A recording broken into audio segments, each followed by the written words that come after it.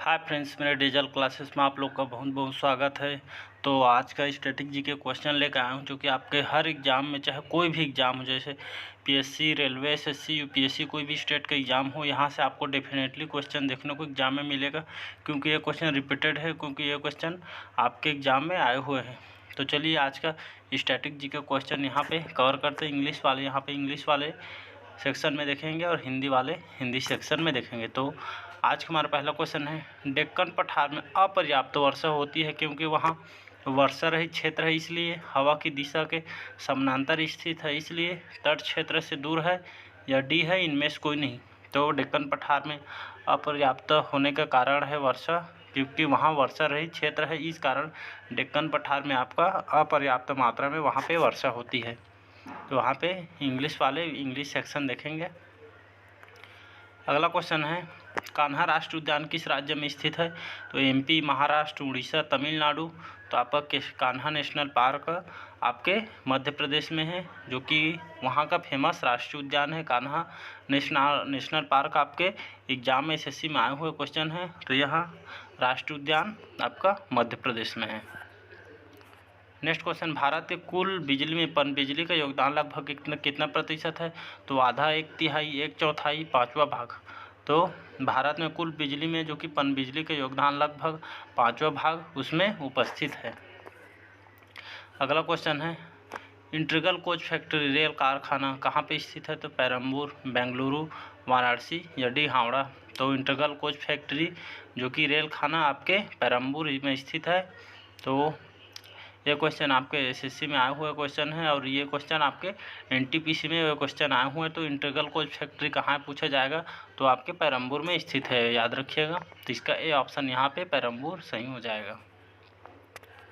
भारत में स्त्रियों की जनसंख्या की कमी के लिए मुख्य कारण क्या है? तो यहाँ पे राजनीतिक कारण, बी आर्थिक कारण, या सी सामाजिक कारण, या डी अंधविश्वास।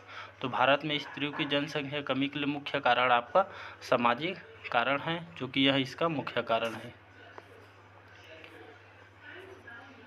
अगला क्वेश्चन हमारा, अंटार्कटिका में भारत के स्थायी अनुसंधान केंद्र का नाम क्या रखा गया है? तो दक्षिण भारत, दक्षिण निवास, सी दक्षिण चित्र, डी दक्षिण गंगोत्री। तो हमारे जो कि अंटार्कटिका में भारत के स्थायी जो अनुसंधान है उस केंद्र का नाम आपका दक्षिण गंगोत्री है। ये क्वेश्चन भी रिपीटेड क्वेश्चन है, आपके एग्जाम में आए हुए क्वेश्चन है, तो याद रखिएगा। जो कि भारत के स्थायी अनुसंधान केंद्र आपके अंटार्कटिका में है, जिसे दक्षिण गंगोत्री के नाम से इस केंद्र को जाना जाता है। नेक्स्ट क्वेश्चन है, अकबर ने मियाँ पदवी किसे दी है? तो राजा टोडरमल, मानसी प्रथम, बीरबल, या डी तानसेन। तो अकबर ने मियाँ पदवी दी है आपके तानसेन को दिया गया है। तो डी इसका सही आंसर हो जाएगा।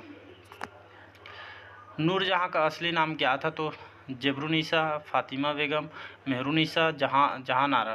तो नूरजहाँ का असली नाम जो कि मेहरुनिसा था, उनका रियल नेम, याद रखिएगा। तो इसका सी ऑप्शन यहाँ पे सही हो जाएगा, मेहरुनिसा। कुतुब मीनार किसके द्वारा आखिर में दोबारा बनाया गया था? तो बलबन, अलाउद्दीन खिलजी के शासन में, सिकंदर लोदी, या फिरोज शाह तुगलक के शासन में। तो कुतुब मीनार को जो कि आखिर में दोबारा बनाया गया था, तो आपके फिरोज शाह तुगलक के शासनकाल में इसको बनाया गया। तो याद रखिएगा, फिरोज शाह तुगलक के काल में इसको दोबारा बनाया गया था कुतुब मीनार को। नेक्स्ट क्वेश्चन है जो कि 10वां क्वेश्चन है, मुस्लिम लीग ने किस वर्ष में अलग मुस्लिम राष्ट्र की वकालत की? तो 1906, बी 1920, सी 1932, या डी 1940। तो 1940 में जो कि मुस्लिम लीग अपना अलग मुस्लिम राष्ट्र की वकालत की थी। तो याद रखें 1940 में जो कि अलग मुस्लिम राष्ट्र की वकालत की थी। मराठा पानीपत की किस लड़ाई में पराजित हुए थे? प्रथम, द्वितीय, तृतीय, डी चतुर्थ। तो मराठा पानीपत आपके चतुर्थ लड़ाई में पराजित हुए थे। अगला क्वेश्चन तरफ बढ़ते हैं, किसने कहा था तुम मुझे खून दो मैं तुम्हें आज़ादी दूंगा? तो सुभाष चंद्र बोस, बी सरदार पटेल, सी बाल गंगाधर तिलक, डी लाला लाजपत राय। तो यह कथन, तुम मुझे खून दो मैं तुम्हें आज़ादी दूंगा, यह कथन हमारे सुभाष चंद्र बोस जी की यह कथन जो कि फेमस ही कथन है। तो इसका ए ऑप्शन यहाँ पे सही हो जाएगा। अगला क्वेश्चन, खरीफ के मौसम में क्या पैदा नहीं किया जा सकता है? तो आप क्वेश्चन है, इसका आंसर है बाजरा और चावल, बी मक्का और ज्वार, जौ और सरसों, ज्वार और चावल। तो खरीफ के मौसम में बाजरा, चावल, मक्का, ज्वार और चावल ये सब पैदा किया जा सकता है, लेकिन जौ और सरसों को खरीफ के मौसम में पैदा नहीं किया जा सकता। तो इसका सी ऑप्शन जौ और सरसों इसका सही ऑप्शन हो जाएगा। अगला क्वेश्चन है, विश्व में दुग्ध उत्पादन में भारत की रैंकिंग क्या है? तो प्रथम, द्वितीय, तृतीय, चतुर्थ। तो दुग्ध उत्पादन भारत की रैंकिंग प्रथम श्रेणी में, जो कि यहाँ रैंकिंग जो कि हर साल बनो है। तो दुग्ध उत्पादन में हमारा भारत प्रथम स्थान में है। अगला क्वेश्चन है, निम्न में से किस राज्य का वन क्षेत्र का प्रतिशत लगभग अधिकतम है? तो पंजाब, एमपी, आंध्र प्रदेश, मणिपुर। तो एमपी का जो कि इस राज्य का वन क्षेत्र प्रतिशत के मात्रा में अधिकतम स्थान पे मध्य प्रदेश जो कि प्रथम श्रेणी में रखा गया है। तो इसका प्रतिशत अधिकतम रहता है वन क्षेत्र के मामले में मध्य प्रदेश। अगला क्वेश्चन है, हीरे की खान कहाँ पर पाई जाती है? तो मैसूर, ग्वालियर, अजमेर, पन्ना।